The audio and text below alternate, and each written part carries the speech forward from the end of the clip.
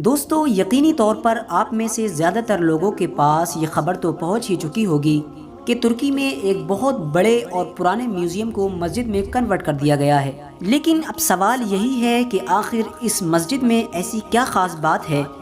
کہ اس مسجد کے مسجد بننے پر پوری دنیا میں آج چرچے ہو رہے ہیں، اور آخر کیا وجہ ہے کہ اس مسجد کو میوزیم سے دوبارہ مسجد بنانے کے لیے ترکی کے صدر یعنی رجب طیب اردوغان نے پچھلے 6-7 سالوں سے لگاتار سیاسی طور پر بہت زیادہ محنت کی ہے، اور آخر ایسا کیا راز ہے کہ اس مسجد کے میوزیم سے دوبارہ مسجد بننے کی مہر لگنے پر پوری دنیا کے مسلمانوں کو یہ امید ہونے لگی ہے کہ ترکی خلافت عثمانیہ کے خاتمے کے بعد اپنی جن بلندیوں کو کھو چکا تھا اور پچھلے کئی سالوں سے ان بلندی اور ترقیوں کو حاصل کرنے کے لیے مسلسل کوشش کر رہا تھا، تو یقیناً ترکی کو اس مسجد کے ذریعے سے پہلی کامیابی ہاتھ لگی ہے۔ تو دوستو، آج کی اس چھوٹی سی ویڈیو میں ہم ان تمام چیزوں پر ڈسکس کریں گے، اور ساتھ ہی ساتھ آپ کو یہ بھی بتائیں گے کہ ہاگیا صوفیہ مسجد کیا ہے، اس کی پوری ہسٹری کیا ہے، اسے آخر کس نے بنوایا تھا، اور آخر کیا وجہ رہی تھی کہ یہ مسجد ایک مسجد سے میوزیم بن کر رہ گئی تھی۔ تو دوستو، ویڈیو کو شروع کرنے سے پہلے بس میری چھوٹی سی گزارش ہے کہ نئے آنے والے دوست میرے چینل کو سبسکرائب کرتے ہوئے ہمارے چینل کی فیملی کا حصہ بن جائیں، اور ساتھ ہی میں بیل آئیکن کو بھی دبا دیں، اور ہماری حوصلہ افزائی کے لیے ہمارے ویڈیو کو ہمیشہ لائک کیا کیجیے، تاکہ اسی طرح کی نالجبل اور ہسٹوریکل ویڈیوز کا یہ سلسلہ ہم جاری رکھ سکیں۔ دوستو، یہ کہانی شروع ہوتی ہے 537 عیسوی سے، جس شہر کو آج ہم استنبول کے نام سے جانتے ہیں۔ 537 عیسوی میں اسے قسطنطنیہ کے نام سے جانا جاتا تھا، اور یہ دنیا کی سب سے مضبوط سلطنت تھی۔ اس وقت قسطنطنیہ میں بازنطینی عیسائیوں کی سلطنت قائم تھی، لہٰذا اس وقت کے موجودہ شہنشاہ کے حکم سے ہی قسطنطنیہ یعنی استنبول میں اس عمارت کو تعمیر کیا گیا تھا۔ اس عمارت کے قلعے اتنے زیادہ مضبوط تھے کہ اس کو فتح کرنا تو دور، بڑی سے بڑی فوجیں بھی اس کے سامنے آنے کے بارے میں سوچنے سے بھی ڈرتی تھیں۔ شروع میں اس عمارت کو ایک چرچ کے طور پر بنایا گیا تھا، اور یہ وہ دور تھا کہ جس وقت اسلام سیاسی طور پر سب سے زیادہ کمزور تھا۔ اس کی وجہ یہ تھی کہ اسلام اس وقت پھیلنا شروع ہوا تھا، اور اسلام کے ماننے والے لوگ صرف اور صرف ایک چھوٹے سے شہر مدینے میں ہی رہتے تھے۔ اسی دور میں حضور اکرم صلی اللہ تعالی علیہ وسلم نے اپنے صحابہ سے فرمایا تھا کہ میں دیکھ رہا ہوں کہ میری امت کے لوگ قسطنطنیہ جیسی عظیم سلطنت کو فتح کریں گے۔ جب صحابہ اکرام نے حضور سے یہ سنا تو صحابہ کو بڑا تعجب ہوا کہ ایک ایسی چھوٹی سی ریاست جو ابھی صرف اور صرف ایک شہر میں موجود ہے، وہ دنیا کی سب سے مضبوط سلطنت یعنی قسطنطنیہ کو کیسے فتح کریں گے۔ لیکن یقیناً صحابہ کو پورا یقین تھا کہ نبی نے جو فرمایا ہے وہ تو ہونا ہی ہے، اور یقیناً ایسا ہی ہوا۔ اب وقت آتا ہے 1453 کا۔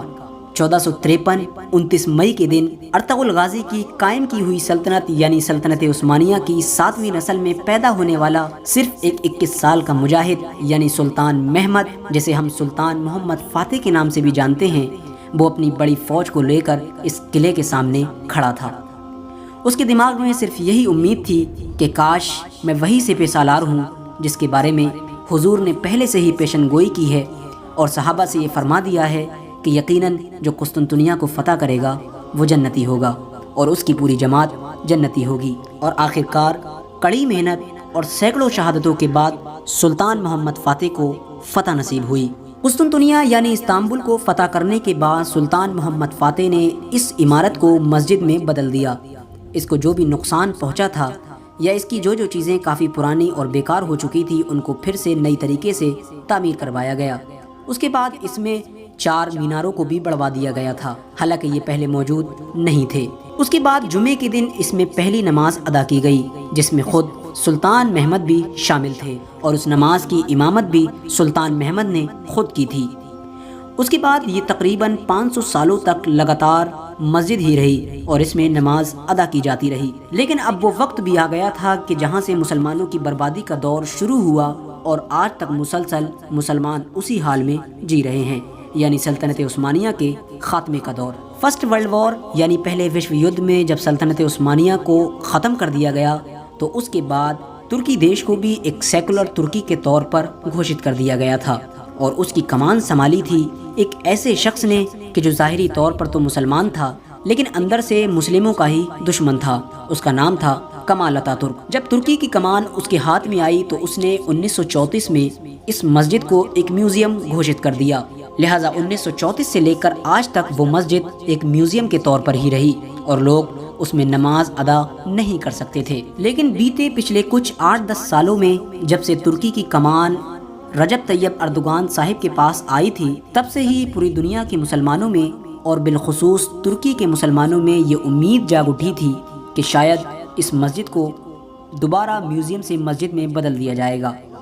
اور رجب طیب اردوغان نے بھی اپنے پچھلے الیکشن کی ریلیز میں یہ وعدہ کیا تھا قوم مسلم سے کہ انشاءاللہ اگر میں پھر سے سطح میں آتا ہوں تو اس میوزیم کو پھر سے ایک مسجد ہی میں کنورٹ کیا جائے گا۔ بالآخر بڑی سیاسی محنتوں کے بعد رجب طیب اردوغان نے وہ کر دکھایا جس کا انہوں نے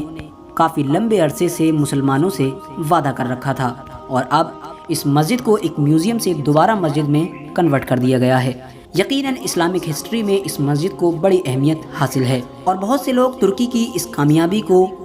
ترکی کے 2023 کی طرف بڑھتے ہوئے قدموں میں سے ایک قدم مان رہے ہیں۔